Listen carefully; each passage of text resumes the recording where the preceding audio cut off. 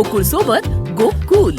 कोल्हापूर शेती उत्पन्न बाजार समितीच्या सचिवपदी तानाजी दळवी यांची नियुक्ती करण्यात आली आहे. या संदर्भात प्रशासनाने निर्णय जाहीर केला. या नियुक्तीबद्दल सभापती प्रकाश देसाई यांनी तानाजी दळवी यांचा सत्कार केला.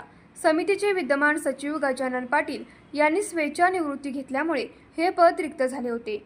त्या ठिकाणी पदोन्नतीनुसार तानाजी दळवी यांची सचिव म्हणून निवड झाली आहे. तानाजी दळवी हे गेली 35 वर्ष बाजार समिती कार्यरत असून त्यांनी आजपर्यंत विविध पदावर काम केलं आहे.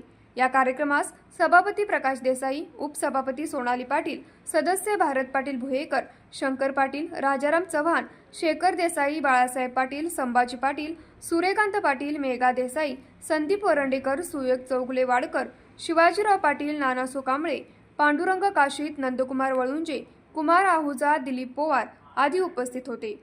न्यूज मराठी 24 कोल्हापूर.